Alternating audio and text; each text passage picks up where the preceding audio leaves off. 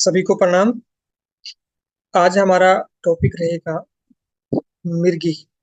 मिर्गी क्या है और इसके क्या कारण है, क्या लक्षण हो सकते हैं और ये कितने प्रकार की है और क्या इसका योगोपचार हो सकता है। इसको एपिलेप्सी भी कहा जाता है इंग्लिश में और हिंदी में इसको मिर्गी कहते हैं। हम देखा भी होगा आपने मिर्गी का दौरा पड़ना, या ये कई बार हमें पता भी नहीं होता कि ये मिर्गी का दौरा है, या यानी कि जब ज्यादा भयंकर सिचुएशन होती है तो ही हमें समझ में आता है। या तो सामने वाला चक्कर खा के पड़ जाता है, या पूरा उसका जो शरीर है वो फड़फड़ाना स्टार्ट कर देता है, हाथ पैर मारना स्टार्ट कर देता है। उसके जो दांत है वो मिल जाते हैं, जाड़े जो है आपस में चिपक जाती हैं, जीभा उनके बीच में आ जाती है। ऐसी जब सिचुएशन होती है तब हमें पता चलता है। कई इसके माइनर सिम्टम्स भी होते हैं, तो उस स्थिति में हमें पता नहीं चलता कि ये वास्तव में ही मिर्गी है या कुछ और है। तो आज इसके बारे में हम जानेंगे डिटेल से। मिर्गी एक मस्तिष्क रोग है जिसमें तंत्रिका कोशिकाएं ठीक से संकेत नहीं देती। तो किस चीज का रोग है? आपका मस्तिष्क का, ब्रेन संबंधी एक बीमारी है जिसमें जो तंत्रिकाएं जो होती हैं आपकी वो ठीक से संदेश नहीं दे पाती हैं, जिसके कारण से आपको दौरे पड़ते हैं। दौरे विद्युत गतिविधियों के अनियंत्रित विस्फोट हैं। दौरे क्या होते हैं? यानी कि आपका जो ब्रेन होता है, ब्रेन में विद्युत गतिविधियां चलती रहती हैं। संदेश जो है लेके आना, संदेश को पहुंचाना, ये इस प्रकार से जो कार्य चलता रहता है। तो दौरे क्या है? ये विद्युत गतिविधियों के अनियंत्रित विस्फोट होते हैं। जब ये इस प्रकार से जो गतिविधियां हैं वो ज्यादा मात्रा में एकदम से आपकी हो जाएं, तब उसको अनियंत्रित विस्फोट को हम दौरे कहते हैं। तो जो संवेदनाओं, व्यवहारों, जागरूकता और मांसपेशियों की हरकतों को बदल देते हैं। क्या करते हैं? जो संवेदनाएं जो है, आपकी फीलिंग्स हैं, आपका बिहेवियर क्या है, व्यवहार जो है, आपकी जागरूकता जो है और मांसपेशियों की हरकतों को ये बदल देते हैं। तो इस प्रकार से जब आपका जो इलेक्ट्रिक जो गतिविधियां होती है अंदर, विद्युत गतिविधियां वो अनियंत्रित जब होती हैं। तो मिर्गी को आप समझ पाए होंगे। मिर्गी क्या है कि मानसिक रोग है जिसमें तंत्रिका कोशिकाओं ठीक से संदेश नहीं दे पाती हैं, जिसके कारण से दौरे पड़ते हैं। दौरे विद्युत गतिविधियों के अनियंत्रित विस्फोट होते हैं जो संवेदनाओं, व्यवहारों, जागरूकता और मांसपेशियों की हरकतों को बदल देते हैं। अब दौरे के जो टाइप्स हैं उनको हम देख लेते हैं। वैसे तो काफी टाइप्स होते हैं इसके, लेकिन मुख्य तौर पे क्या क्या है उनको हम देखते हैं। इनको सीजर्स कहा जाता है, जो दौरे हैं। तो सीजर्स दो प्रकार के होते हैं। एक तो आपका जर्नलाइज्ड सीजर होता है और दूसरा आपका फोकल या पार्शियल सीजर होता है। तो जर्नलाइज सीजर और पार्शियल सीजर्स वो होते हैं जो साधारण होते हैं, सिम्टम्स माइनर होते हैं, और इसमें जो इफेक्ट होता है वो आपके पूरे ब्रेन पे नहीं होता, एक पार्ट ऑफ ब्रेन पे होता है, यानी कुछ हिस्से पर इसका इफेक्ट होता है। और जो ये जर्नलाइज सीजर होता है इसका जो इफेक्ट होता है वो पूरे ब्रेन के ऊपर आपके होता है। तो दो प्रकार का होता है, यानी कि एक तो इस प्रकार का होता है जिसमें शरीर का एक हिस्सा आपका, यानी कि एक हाथ हो गया, एक पैर हो गया, या आधा आपका चेहरा हो गया, वहां आपके प्रॉब्लम क्रिएट होती है, उस हिस्से में सेंसेशन जो गतिविधियां हैं वो बढ़ जाती है। और जर्नलाइज में पूरी बॉडी के अंदर आपकी गतिविधियां, दोनों हाथ पैर मारेगा, ठीक है। तो इस प्रकार पूरे शरीर में सीवरिंग, तो इस प्रकार की चीजें इस जर्नलाइज में होती है। तो इनको देखते हैं दोनों को ही। पहले आपका जर्नलाइज सीजर जो होता है, अफेक्ट द होल ब्रेन, पूरे ब्रेन के ऊपर ही रहता है। सभी अंग फड़कने लगते हैं इसमें आपके, इसमें यानी कि यूरिन तक निकल जाता है, पेशाब इसमें निकल सकता है इस प्रकार का जब ये होता है।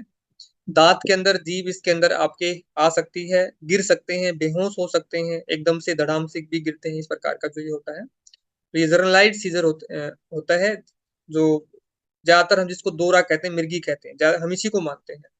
एकदम से गिर गया है हाथ पैर, उसको समझ चलते हैं, जो भी चीजें रहती हैं। अब आगे इसमें जो दूसरा है आपका पार्शियल सीजर जो होता है, इसमें affect just one part of the brain, brain का एक जो हिस्सा है वो प्रभावित होता है।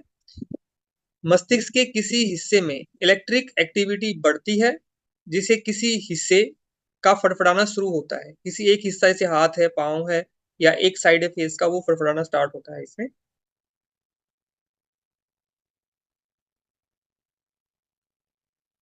टाइम, अगर ये लगभग 2 से 4 मिनट तक का इसमें समय होता है, उसके बाद वो सामान्य स्थिति में आ जाता है। अगर यह दौरे बार बार आते हैं तो पूरे मस्तिष्क, पूरे शरीर को ही प्रभावित कर सकते हैं। जो इस प्रकार का जो दौरा है, अगर वो बार बार आता है तो फिर वो जो एक साइड का हिस्सा था वो बढ़ करके पूरे शरीर को भी प्रभावित कर सकता है। यानी कि इनिशियल स्टेज है ये। अगर यहाँ पर इसको नियंत्रित कर लिया जाए, डॉक्टर को दिखा दिया जाए, तो ये कोई मिर्गी कोई इतनी बड़ी बीमारी नहीं है, इसके ऊपर नियंत्रण पाया जा सकता है। ये ब्रेन की ही एक तरह से जो आपका विद्युत तरंगे हैं उनका इम्बैलेंस होना ही है, तो इसको बैलेंस किया जा सकता है। अगर ये दौरे बार बार आते हैं तो ये पूरे मस्तिष्क शरीर को प्रभावित करते हैं। अब इसमें भी जो आपका पार्शियल जो होता है, पार्शियल सीजर, इसके दो प्रकार होते हैं। एक तो सिंपल पार्शियल सीजर, दूसरा कॉम्प्लेक्स पार्शियल सीजर होता है। जो सिंपल वाला है वो मैंने आपको भी बताया है, जो मस्तिष्क के किसी एक हिस्से में जो इलेक्ट्रिक एक्टिविटी बढ़ती है जिसके कारण से एक साइड में जो है आपका फड़फड़ाना स्टार्ट हो जाता है, ये आपका सिंपल वाला है, जिसको हम सिंपल पार्शियल सीजर्स कहते हैं, जो साधारण दौरा जिसको हम कहते हैं। एक कॉम्प्लेक्स वाला यानी कि थोड़ा सा जटिल जो है आपका दौरा, उसमें क्या होता है, उसमें यानी कि अचानक से होठों को काटने लगता है, यानी कि होठों को दबाना स्टार्ट कर देगा एकदम से ऐसे ऐसे करके। यानी कि ज्यादा उसमें एक तो जो अभी आपने देखा था, जो मुख्य जो हम जिसको हम मानते हैं, जो मेन वाला जो है आपका जर्नलाइज जो सीजर होता है, जो मृगी होती है, उससे अलग होता है, इसको तो हम मानते हैं, इनको नहीं मानते। कई बार ये साधारण सी हरकतें इसमें होती हैं, होठों को एकदम से दबाना स्टार्ट कर देता है, आंखें एक जगह पे रुक जाती हैं उसकी, और उस समय यानी कि कोई उससे बात करे ना तो बात का जवाब नहीं देता है, वो खुद जो है उस हालत में नहीं होता है किसी बात का जवाब वो दे पाए। कॉम्प्लेक्स इसमें जो जो सीजर्स होता है, और जो सिंपल होता है, सिंपल में उसको सारी समझ रहती है, वो सुनता भी है और वो जवाब भी दे सकता है। लेकिन ये जो दूसरे वाला कॉम्प्लेक्स वाला है, इसमें वो आपकी बातों को नहीं समझ पाता है।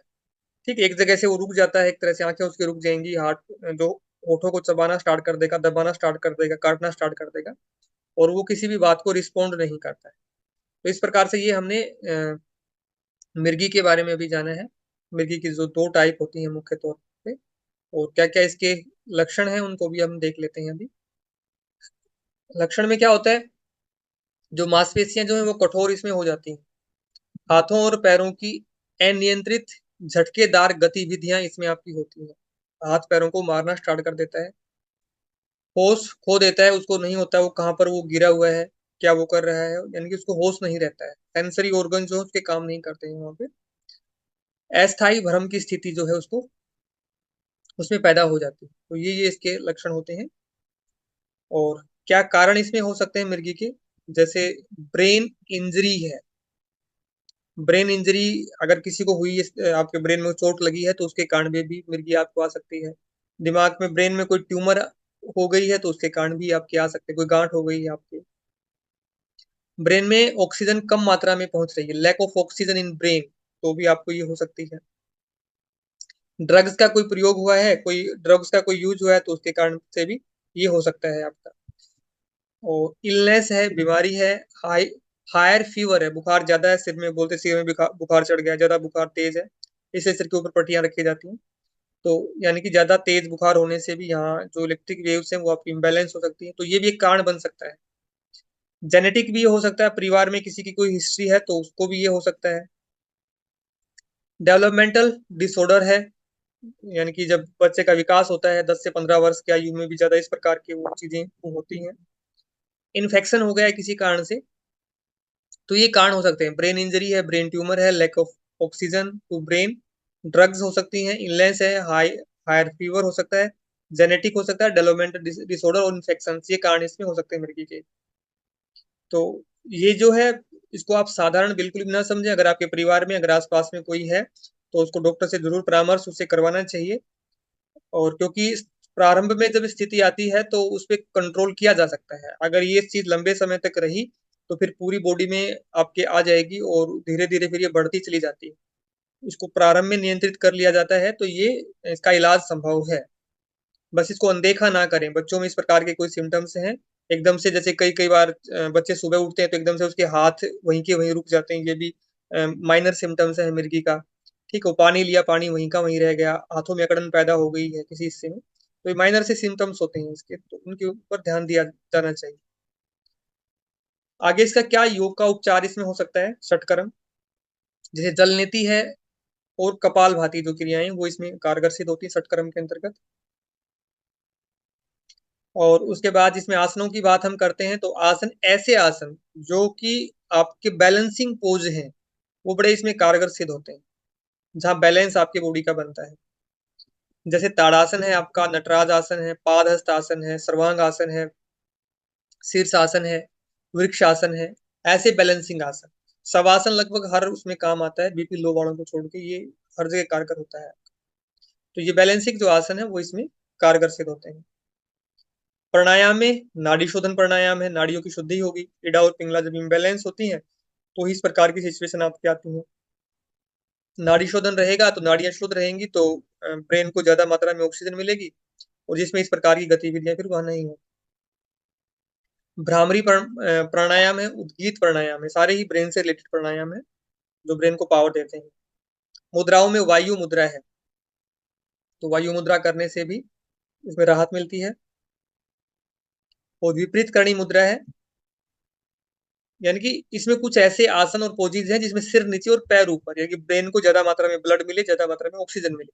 इसे विपरीत करणी आप देखते हैं यहाँ पे, शीर्ष आसन देखते हैं, सर्वांग आसन देखते हैं, वो भी इसमें कारगर सिद्ध होते हैं। बंधों में मूलबंध और जालंधर बंध यहाँ पे कारगर सिद्ध होते हैं। तो इस प्रकार से ये मिर्गी थी, मिर्गी के बारे में हमने जाना क्या इसका योग उपचार हो सकता है। कोई क्वेश्चन है तो आप लोगों का पूछ सकते हैं।